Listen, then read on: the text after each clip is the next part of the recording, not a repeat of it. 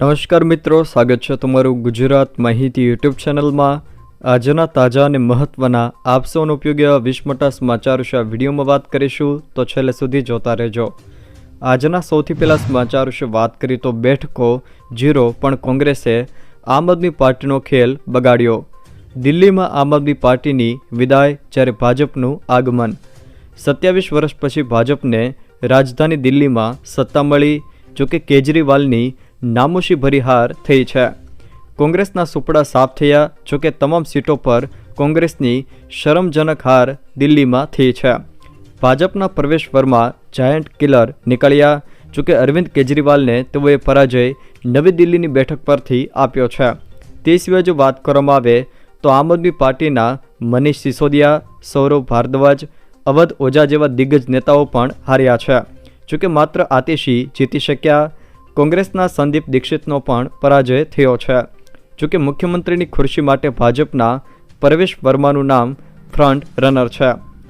દિલ્હીની 70માંથી 67 બેઠકો પર કોંગ્રેસની ડિપોઝિટ બચાવવામાં પણ નિષ્ફળ રહી છે, જોકે કોંગ્રેસને આશરે 6.4% વોટ મળ્યા છે।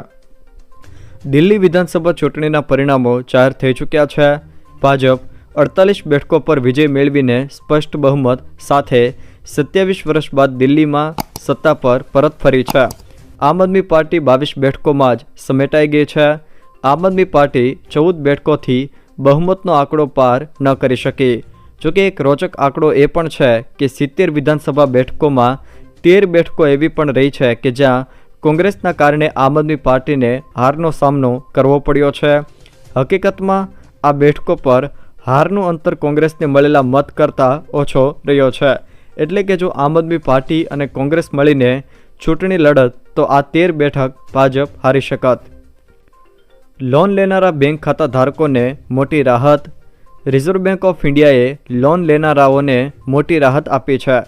આરબીઆઈની મોનિટરી પોલિસી કમિટીની બેઠકમાં લેવાયેલા નિર્ણયોની જાહેરાત કરતા નવા ગવર્નર સંજય મલ્હોત્રાએ કહ્યું હતું કે કમિટીએ રેપો રેટમાં 1/4 એટલે કે 0.25%નો ઘટાડો કરવાનો નિર્ણય કર્યો છે। આરબીઆઈનો રેપો રેટ 6.50%થી ઘટીને 6.25% થશે, જોકે આ નિર્ણય બાદ બેન્કો માટે home loan, car loan, education loan, corporate loan અને પર્સનલ લોન પર વ્યાજદર ઘટાડવાનો માર્ગ મોકળો થયો છે। હવામાન વિભાગ અને અંબાલાલ પટેલનું ગુજરાતના વાતાવરણને લઈને મહત્વનું પૂર્વાનુમાન। આગામી અઠવાડિયામાં ગુજરાતનું હવામાન કેવું રહેશે તે અંગેની હવામાન વિભાગ અને હવામાન નિષ્ણાત અંબાલાલ પટેલે આગાહી કરી છે। હવામાન વિભાગે આગામી 24 કલાક સુધી 15 ડિગ્રીની આસપાસ તાપમાન રહેવાની શક્યતા વ્યક્ત કરી છે, જોકે અંબાલાલ પટેલે પણ મહત્વની આગાહી કરી છે। અંબાલાલ પટેલે આગાહી કરતાં જણાવ્યું છે કે રાજ્યમાં બેવડી ઋતુનો અહેસાસ થશે। ફેબ્રુઆરી મહિનામાં મોસમનો બેવડો માર રહેશે। સૌરાષ્ટ્રના દરિયા કિનારે 50 કિલોમીટરની ઝડપે પવન ફૂંકાવાની શક્યતા તેઓએ વ્યક્ત કરી। આ મહિનામાં રાજ્યના કેટલાક ભાગોમાં મહત્તમ તાપમાન 39 ડિગ્રી થઈ જવાની શક્યતા પણ વ્યક્ત કરી છે, એટલે કે ભારે ગરમી પડશે। 15 ફેબ્રુઆરીથી ગરમી વધશે અને 17થી 19 ફેબ્રુઆરીમાં પવનનું જોર વધશે। આંધી વંટોળનું પ્રમાણ વધે અને ધૂળની ડમરીઓ પણ ઉડશે। હજુ પણ એક પછી એક વેસ્ટર્ન ડિસ્ટર્બન્સ આવવાની શક્યતા અંબાલાલ પટેલે વ્યક્ત કરી છે।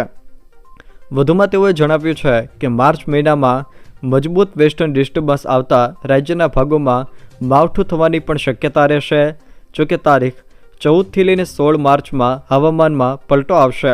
તારીખ 17થી 18 માર્ચથી ગરમી વધે અને બંગાળના ઉપસાગરમાં લો પ્રેશર બનવાની શક્યતા પણ અંબાલાલ પટેલે અત્યારથી જ વ્યક્ત કરી છે।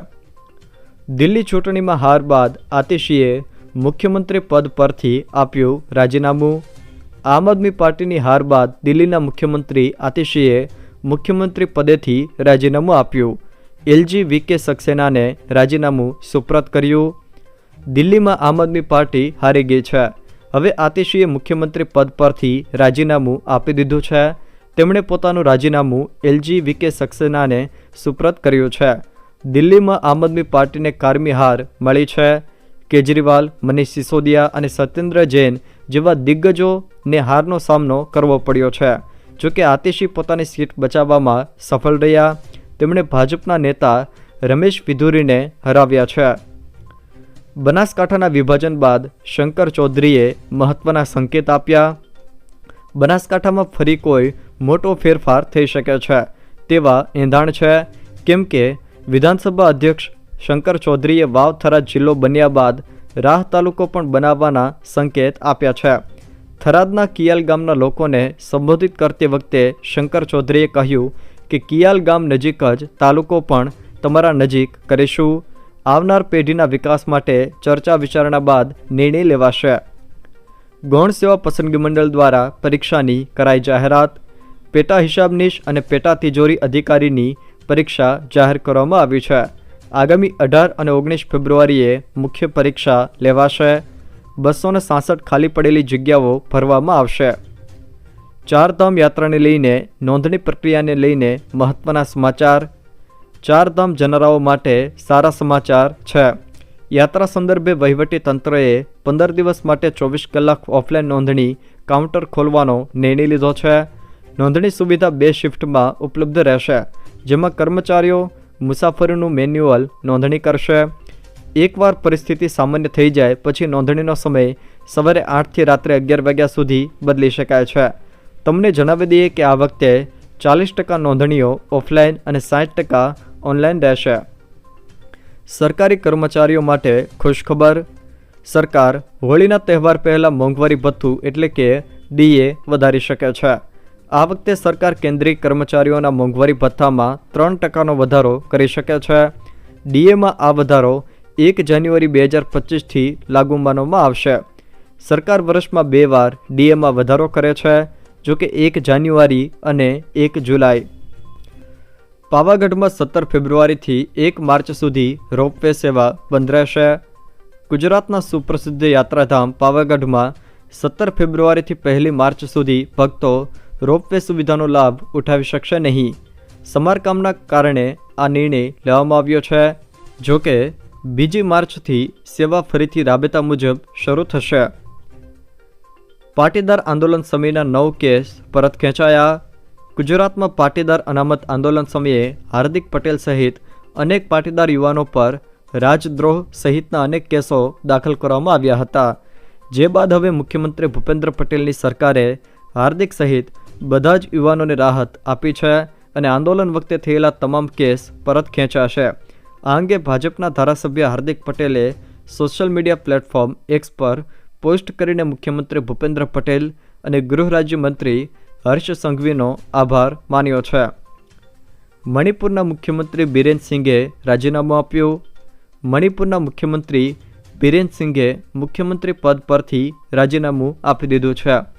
રાજ્યમાં કોમી હિંસાના લગભગ 2 વર્ષ બાદ મણિપુરના મુખ્યમંત્રી બિરેન સિંહે મુખ્યમંત્રી પદેથી આ રાજીનામું આપ્યું છે.